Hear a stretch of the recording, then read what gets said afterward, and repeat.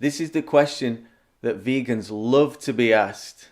Where do you get your protein?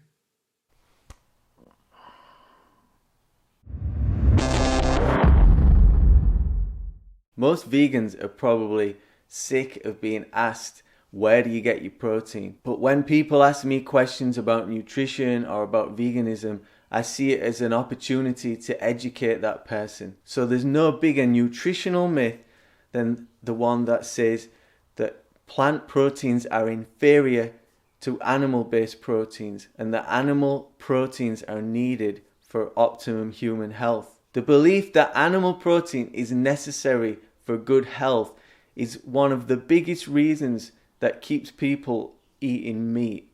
So the most simple and logical answer to the question, where do you get your protein, is I get my protein from the same place that all the other herbivorous animals on the planet get their protein from. I don't see gorillas and rhinos worrying about, am I getting enough protein? And they certainly don't look protein deficient to me. So where does the myth come from that animal proteins are superior to plant proteins? It basically comes back to experiments that were done back in the 1940s where they tested rats to see what their requirements for protein were, and they found that the rats grew better when they were given animal sources of protein versus plant food proteins. And these kind of experiments led to the widespread belief that animal protein was of superior quality to plant protein. So you hear this term high quality protein all the time used by people who are basically just there to push meat and dairy products. The problem with these kind of experiments is that human protein needs are much, much lower than rat protein needs.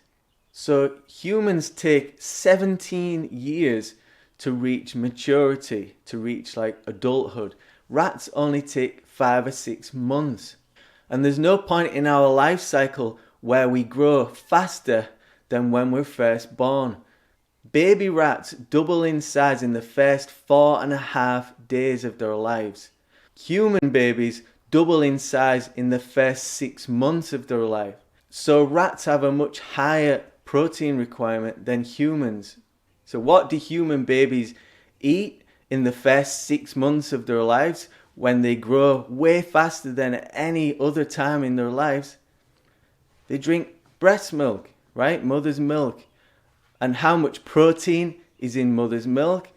5 to 6% protein, that's all. The World Health Organization established back in the 1970s that we only need 5% of our daily calories to come from protein. This is basically the safe minimum level of protein, which makes sense given that our bodies are designed to consume mainly fruits and vegetables. Fruits average out at around 5 or 6% protein. So even if you only eat fruits, you would still get enough protein. So today, the most recommendations say that we need from 10% protein to 35% protein. Well, 35% protein is ridiculous. It would be almost impossible to even reach that amount, certainly without taking protein supplements, and it could do a lot of harm to your body. If you eat a diet of whole plant foods, so whole grains, pulses, fruits and vegetables, you're easily going to meet your protein requirements, even if you're an athlete or a bodybuilder. This is Chronometer.com, a website that's primarily used for tracking calories, but I'm going to use it here just to show the protein content of various plant foods. So let's add a food. Let's start with bananas. They're very low in protein, about 4.1% of their calories are protein. So although we can see bananas are very low in total protein, they do contain all the essential amino acids.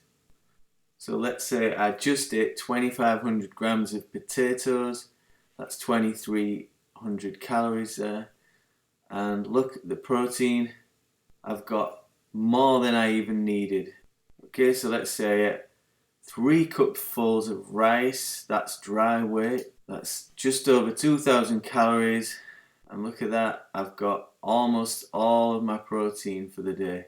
And black beans, these are protein powerhouses, so just 600 grams of black beans would give me almost my entire protein for the day. So here's a typical day's food intake for me. So I started with orange juice, I went for a walk with the dogs, I ate some oatmeal with dates and a banana, then I ate a baked potato with beans, and that's baked beans, and beets for my lunch with a slice of bread, no, 2 slices of bread. Then I went for a bike ride. Then for my dinner I ate some brown rice with mixed vegetables and some broccoli. So that came out to 2,700 calories. So I've actually exceeded my protein requirements for the day, and I've got 83 grams of protein. And look at that, all the amino acids are present. So this was the next day. I didn't do as much exercise, so I consumed fewer calories. Let's look at the protein again. All the amino acids are there in abundance. There really is no need to be concerned about protein intake on a vegan diet unless you're getting half of your calories from sugar, and that's really not a good idea anyway for nutritional reasons. So as long as you're eating plenty of whole foods, you're going to get your amino acids. So I would recommend keep your protein intake down around 10% of your calories.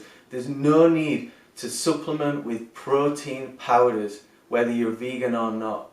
This is just going to overwhelm your kidneys. Diets high in animal proteins are known to cause liver and kidney damage because they have to process all of that excess protein to get it out of your body. Animal-based foods also come with a lot of cholesterol and saturated fat, which means that you're going to increase your risk of heart disease, stroke and diabetes. So I hope this video helped to dispel probably the biggest myth in nutrition, that we need to eat animals to get protein, or that you have to combine certain types of foods on a vegan diet in order to get sufficient amounts of protein. If you like this video, give it a thumbs up. Make sure you share it with anyone who asks you the question, where do you get your protein? Subscribe for more videos, increase the peace, be vegan.